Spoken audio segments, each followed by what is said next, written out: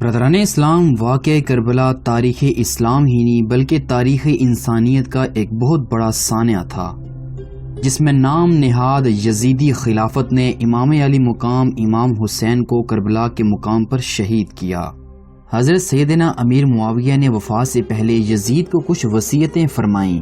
ان میں سے ایک یہ بھی تھی کہ میرا اندازہ یہ ہے کہ اہل عراق حضرت امام حسین کو تمہارے مقابلے پر آمادہ کریں گے۔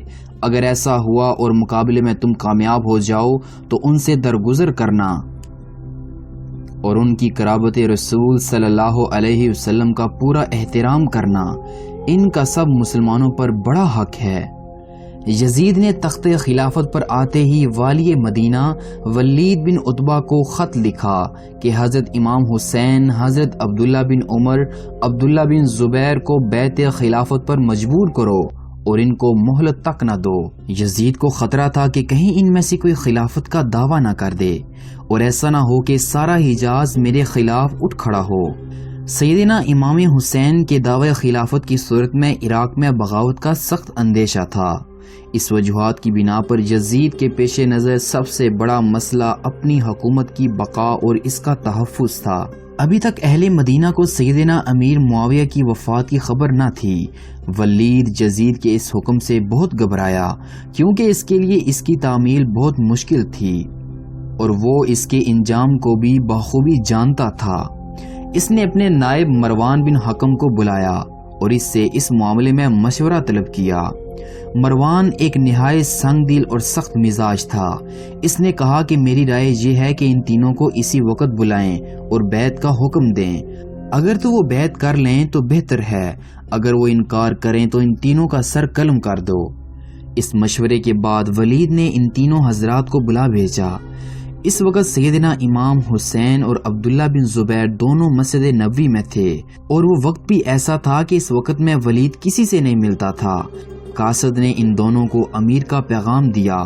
انہوں نے قاصد سے کہا کہ تم چلو، ہم ابھی آتے ہیں۔ ابن زبیر نے سیدنا امام حسین سے پوچھا کہ آپ کا کیا خیال ہے؟ امام حسین نے فرمایا کہ میرا یہ گمان ہے کہ امیر معاویہ وفات پا چکے ہیں اور ہمیں اس لیے بلایا ہے کہ ان کی وفات کی خبر عام ہونے سے پہلے وہ ہم سے یزید کی بیعت لے لیں۔ ابن زبیر نے کہا کہ میرا بھی گمان یہی کہتا ہے، اب آپ کا کیا ارادہ ہے؟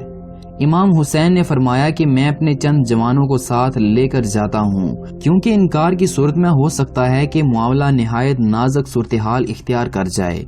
چنانچہ سیدنا امام حسین ولید کے پاس پہنچے اور مکان کے باہر اپنے جوانوں کو متعین کر دیا اور ان سے کہا کہ اگر میں تمہیں بلاؤں یا تم سنو کہ میری آواز بلند ہو رہی ہے تو فوراً اندر آ جانا اور جب تک میں باہر نہ آؤں یہاں سے ہرگز نہ سرکنا۔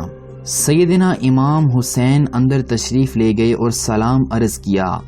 ولید نے آپ کو سیدنا امیر معاویہ کی وفات کی خبر سنائی اور یزید کی بیعت کے لیے کہا۔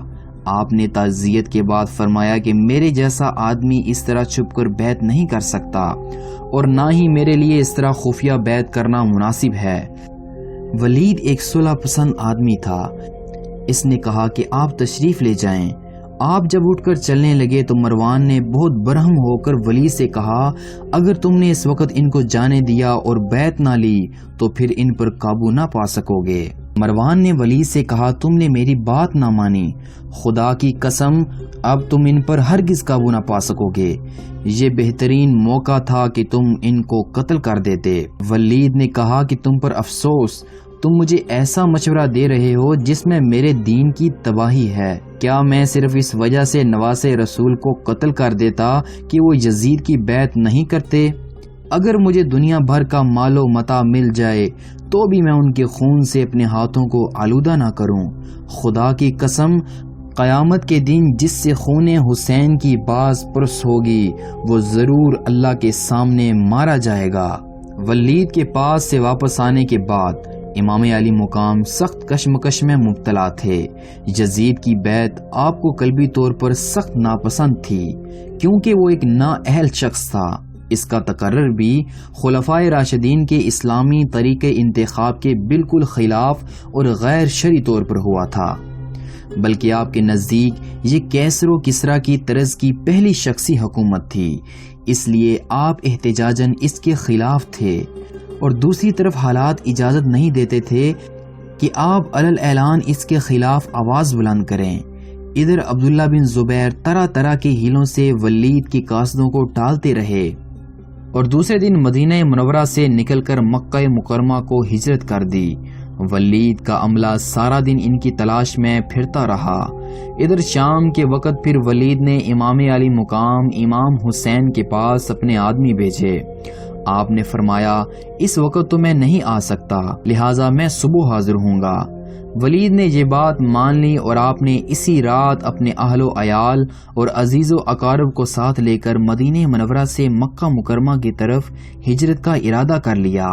گھر والوں کو فرمایا کہ تم تیاری کرو، اور آپ خود مسجد نبوی میں تشریف لے گئے۔ روزے رسول صلی اللہ علیہ وسلم پر حاضر ہوئے، نوافل ادا کیے تو بے ساختہ آنکھوں سے اشک رواں ہو چکے تھے۔ اپنے نانا جان سے دوری اور شہر رسول سے جدائی کے غم آغیز خیال نے آپ پر رگ طاری کر دیا۔ یہی وہ شہر تھا جس میں آپ نے عمر عزیز کا ایک بیشتر حصہ گزارا تھا۔ بچپن سے اب تک اسی شہر کی پرنور فضاؤں اور معطر ہواؤں میں شب و روز کا سلسلہ رہا۔ یہ شہر آپ کے نانا جان کا شہر تھا۔ آپ اس گلشن رسول کے مہکتے پھول تھے، مگر اب اس شہر میں رہنا مشکل ہو گیا تھا۔ اسی شہر میں آپ کی والدہ ماجدہ بھی مدفن تھی۔ آپ کے بھائی اسی شہر میں آرام فرما رہے تھے۔ اس وقت امام پاک کی کیا کیفیت ہوگی؟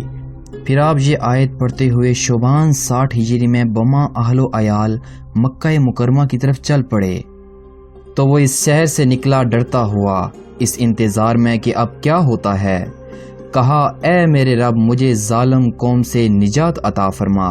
راستے میں حضرت عبداللہ بن مطیع سے ملاقات ہوئی۔ انہوں نے آپ کو مدینہ منورہ سے جاتے ہوئے دیکھ کر پوچھا، میں آپ پر فدا ہو جاؤں، آپ کہاں تشریف لے جا رہے ہیں؟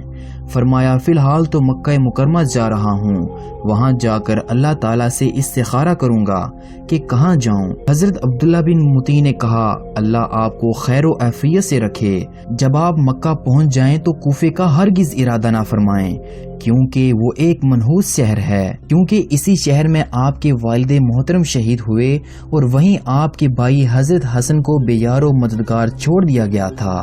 آپ مکہ مکرمہ میں تشریف رکھیں، آپ عرب کے سردار ہیں، اہل حجاز آپ کے برابر کسی کو نہیں سمجھتے، ہر طرف سے لوگ آپ کے پاس آئیں گے، میرے چچا اور ماموں آپ پر نثار ہوں، آپ حرم کعبہ کو ہرگز نہ چھوڑیے، خدا کی قسم اگر خدا نہ خواستہ آپ قتل ہو گئے تو آپ کے بعد ہم سب غلام بنائے جائیں گے۔